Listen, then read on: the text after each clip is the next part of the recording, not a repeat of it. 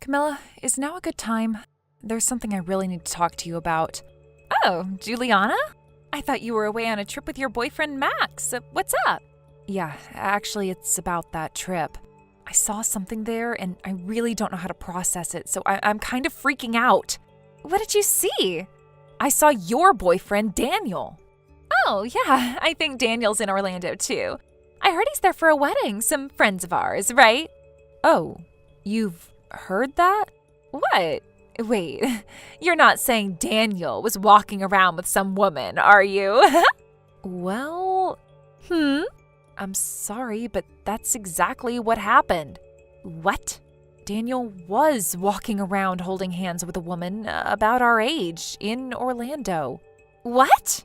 I know, I didn't know if I should tell you at first, but since you mentioned before that you might be getting a proposal soon, I just thought it might be better for you to hear it now, before it turned into something bigger or you got too emotionally attached to the idea of what was going on. If I've crossed a line, I really am sorry.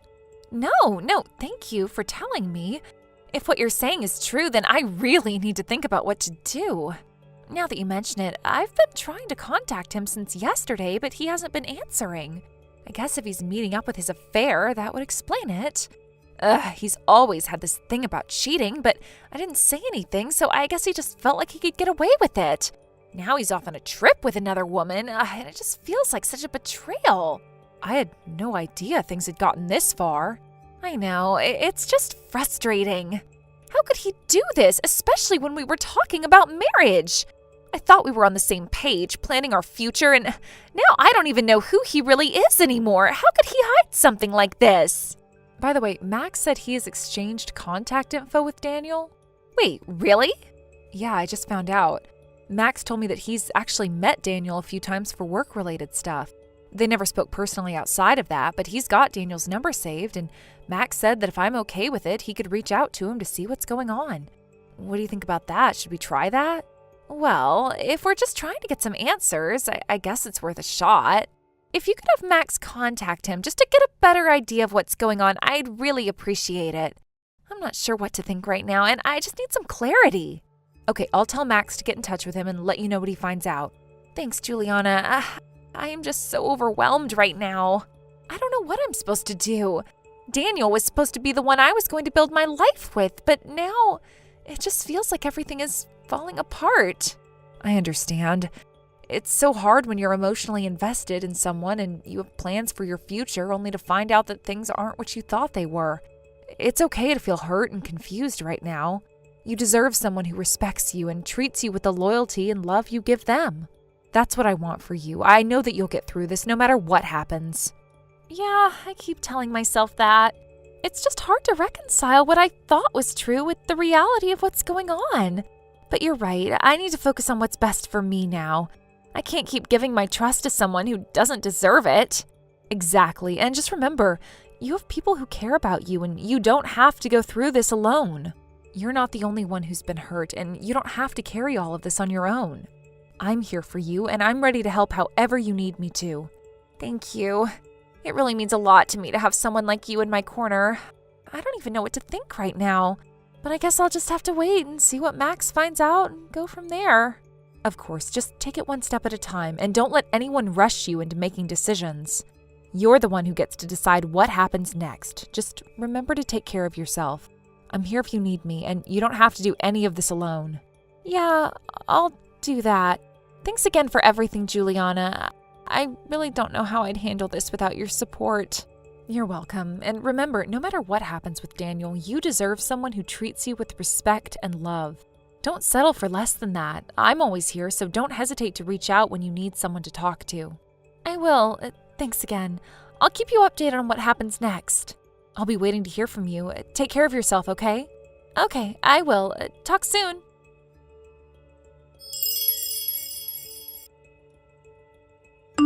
Camilla, I was able to get in touch with Daniel.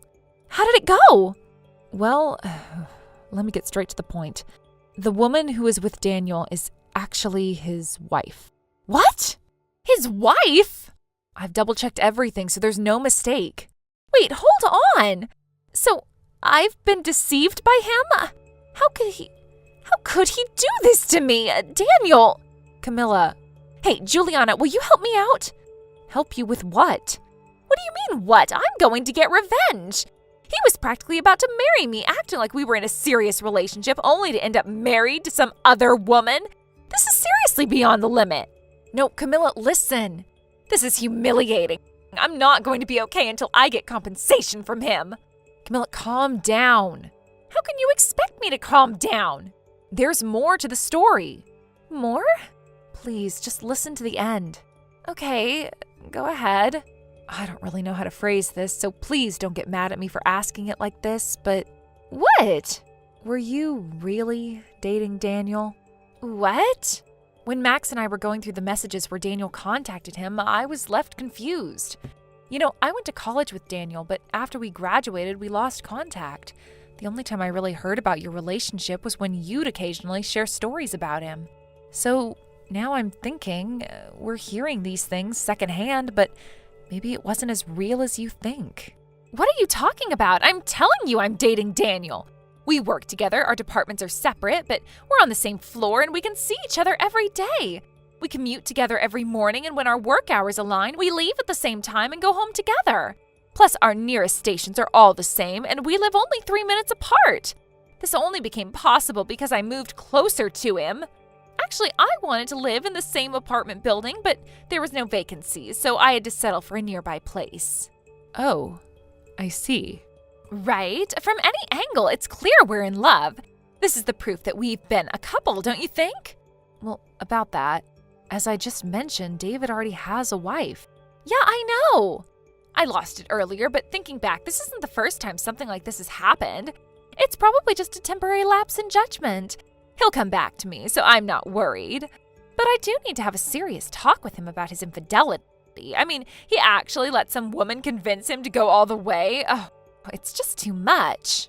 This time, I'll make sure the woman gets the compensation she deserves. Thanks for the info, by the way. Please thank Max for me, too. Hey, I told you to listen until the end. Wait, there's more? There is. Actually, there's something I really need you to understand. Understand? What am I supposed to understand? Daniel said that I should just tell you outright, so here it goes. What's that supposed to mean? Daniel, well, yesterday was his wedding day. What?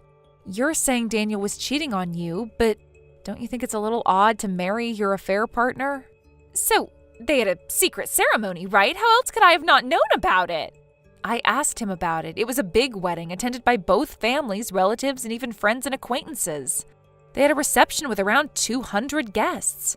Apparently, even people from your company were invited. What? I didn't know. You mean the affair partner is me? No, hold on. Let me be clear. You weren't even the affair partner. What? Sorry, let me explain more clearly. The whole thing with you and Daniel being a couple, that's just what you've convinced yourself of. What? What are you talking about? I gave you all the proof earlier. Yeah, but the thing is, you only got into Daniel's company because you chased after him and got a job there. And the reason you live so close is that you figured out where Daniel lived and moved into a nearby place. Of course your station will be the same, and if you work in the same company, it's no surprise you're both leaving at the same time. This isn't evidence you're dating. It's evidence you've been stalking him. Stalking? What do you mean stalking? I'm not stalking anyone. Well, this is what Daniel has been saying. He said that the only thing he's ever talked to you about at work was work. Of course, we were both busy with work. You can't go around flirting in the office, can you? Also, he said that you would follow him home, always sneaking behind him with a creepy grin on your face. He said there were times when he even had to purposefully shift his schedule so you wouldn't end up walking home together. Creepy? I didn't do anything like that. Well, according to Daniel, it wasn't like you were walking home together. You were just following him, right? Where are you getting this from? Apparently, people in the office have started talking about how creepy it is that you're always following him. What? So when it came time for yesterday's wedding, Daniel made sure that you wouldn't find out about it. He deliberately kept it from you so it wouldn't cause any trouble. What? You need to stop this nonsense, Camilla. What is going on now? Fine, let's meet in person and talk. I can't do this over the phone anymore. In person? I just arrived at Orlando Station. Wait, what are you talking about? It's really simple, actually. After I saw your message earlier where you mentioned that Daniel might be cheating, I couldn't just sit around, so I immediately got on a train to Orlando. Camilla, this is insane. You really think you can just show up like this? So, where's Max right now? You two are together, right? He's close to Orlando Station, right? Even if you ask me where I am, I don't think Daniel's around. He won't be here, trust me. That's impossible! With all the information that's been coming out of Daniel, it's obvious that you've been talking to Max, matching your stories, and using all that to feed me your version of events. What are you planning to do with all this? I brought the divorce papers and the marriage registration forms. I'm going to make you and Max sign as witnesses, and then I'll submit them to the authorities. We're doing this right now. You're involved whether you like it or not. Well, I'll admit it's true that Max and I were together with Daniel and his wife earlier. I knew it! But we've already parted ways. It's over now. What do you mean parted ways? Where did you all go? Daniel and his wife? The wedding? It was in Miami.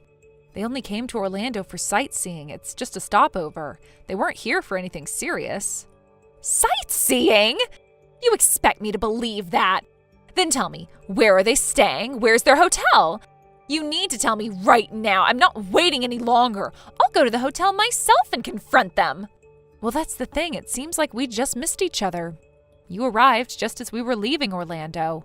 What do you mean, missed each other? We both arrived here, didn't we? You sent me a message saying you got to Orlando Station just a few minutes before Max sent one saying he was on the way. It was just a timing thing. We left before you got here. What? I can't believe this. So you were already in Orlando before I even arrived and didn't tell me? Why keep this from me? Why lie about all of it? What are you hiding from me? Calm down, Camilla. I'm not hiding anything from you. But then where are you? You said you were in Orlando. If that's true, then where are you now? Don't make me chase you all over the city. Look, we're not even in Orlando anymore. We left a while ago. Max and I are on our way to our next location now. We're not even near the station anymore. Wait a second. You mean you're not in Orlando anymore? You left already? You're telling me I rushed here for nothing?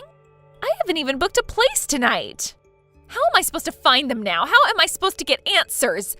I'm so done with all these games. This isn't fair. Well, that's a shame, but you're the one who insisted on coming here without knowing anything for sure. I thought I could get rid of that fake wife and spend the night with Daniel. But now it looks like I've been chasing shadows. So the fake wife, huh? You know, you could have avoided all of this by just asking for the truth. Oh, come on. Don't pretend you care about me now. You're just making fun of me. You know nothing about what I've been through, and now you're telling me I could have avoided this? I don't think so. You want to know what's really funny?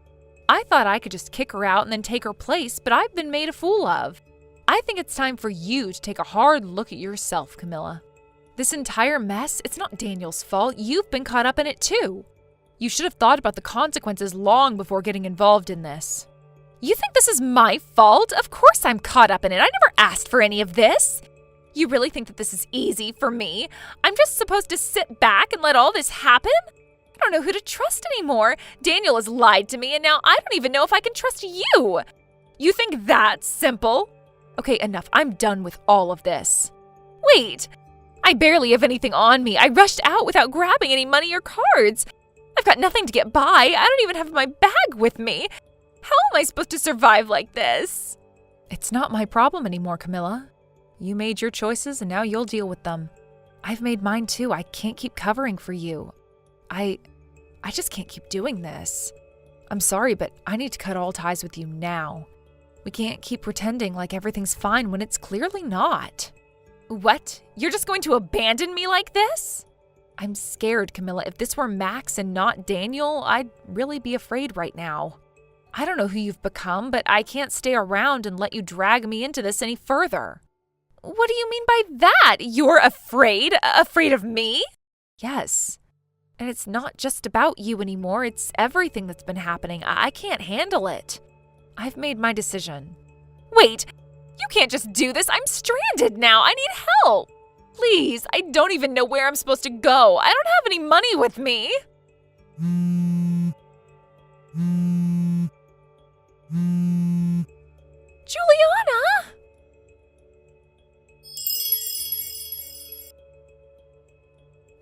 In the end, it seems that Camilla was picked up by her family. After everything that had happened, the situation had gotten so out of hand that it became clear to everyone that she could no longer stay where she was. Her actions had created a rift, one that no amount of avoidance or denial could fix. The chain of events that led to her departure from the company unfolded in a way that no one had anticipated, least of all Camilla herself. The entire episode took a different turn when the issue of her stalking behavior towards Daniel reached her parents. The truth about what had been happening behind closed doors, the messages, the constant following, and the incredibly erratic behavior, it all came to light. Her parents were horrified, as any parent would be. They had no idea how deep their daughter's obsession had gone, nor did they understand how Camilla, once a smart and capable woman, had allowed herself to spiral into this kind of behavior. It wasn't just her family who found out. The company was also aware of the situation, though in a more formal and less personal way. It turned out that Camilla had already been reprimanded by her employer about the stalking behavior, though she had completely ignored it. Apparently, her refusal to acknowledge the seriousness of her actions was rooted in a lack of self-awareness. She didn't believe what she was doing was wrong. In her mind, she was simply acting out of love, out of desire, and perhaps out of a misguided sense of entitlement. After all, she had once been close to Daniel, and that was something she thought she could claim forever, but the reality was far different. Her disregard for the warnings she had received at work made things worse. It wasn't just the company that had become aware of her actions. Her colleagues, people who had worked closely with her, had begun to notice the subtle changes in her behavior. The way she would appear at odd hours, the way she would act if Daniel was even mentioned, it didn't take long for people to start talking. And once the whispers spread, there was no hiding the truth.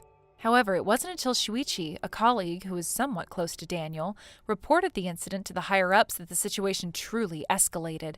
Shuichi's decision to speak out was pivotal. He understood the gravity of the situation, and he couldn't stand by and watch someone else suffer, not when it was clear that Camilla's behavior was crossing serious boundaries. His report opened the floodgates, bringing the attention of not just the company, but also Camilla's family, who had been kept in the dark until that point. The news hit her parents like a tidal wave. They were forced to confront the uncomfortable truth about their daughter's actions. It was clear now that she was not just facing personal struggles. She was engaging in a pattern of behavior that was unhealthy, even dangerous. Her parents, realizing the full extent of the situation, made the decision to intervene. They had no choice but to remove her from the environment that had fueled her obsession.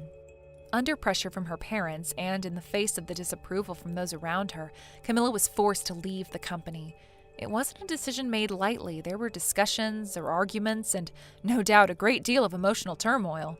But in the end, the cold reality of the situation left her with little choice. The weight of the scandal and the increasing isolation from her peers and colleagues made her feel cornered. She had to step away, retreat to the comfort of her childhood home, and try to pick up the pieces of her life, even if she didn't fully understand what had gone wrong. For Daniel, the situation had also become complicated. He had always kept a low profile at work, never seeking the spotlight, and now he found himself having to navigate a delicate situation. His family background, his father was the head of a successful company, had already made him somewhat of a controversial figure in the workplace. But the stakes had become even higher when it was revealed that he was married to someone whose family business was just as influential. Daniel knew that the growing tension between him and Camilla could not be allowed to escalate any further, especially with all of the external pressure on him. In an attempt to protect his privacy and his career, Daniel decided to take a step back. He resigned from his position at the company, though his departure was handled with a great deal of discretion. The decision to leave, while necessary, was not made in a public manner. Daniel was careful to ensure that his exit was as smooth as possible, and the company, aware of the sensitive nature of the situation, took measures to prevent Camilla from finding out the exact details. He wanted to avoid drawing any more attention to himself, especially with the risk of Camilla continuing her obsessive behavior. Daniel's departure wasn't the end, though. His future had already been planned out, and in the coming months he would begin a new chapter in his life, one that would take him overseas. He was set to join an international branch of the company and work as part of the management team, a role that would require intense preparation and training. It was clear to everyone around him that this move would be an important one, not just for his career but for his personal well-being as well. The overseas location would provide the distance he needed from Camilla, and the situation had become so toxic. As for Camilla, her chances of continuing her stalking behavior were rapidly diminishing. The new role that Daniel was about to take up meant that he would be far removed from the reach of her obsessive tendencies. The distance between them would effectively sever any remaining ties, and any possibility of Camilla continuing to pursue him would be impossible to maintain. The factors that had once kept her delusional sense of connection alive were being systematically eliminated. She would no longer be able to monitor his every move or even keep tabs on his whereabouts. The circumstances had changed in ways she could not control, and as much as she might have wanted to hold on, the reality was that Daniel's life was no longer something she could invade. As this chapter of their lives began to close, it became clear to everyone involved that the situation had been one of deep personal reflection.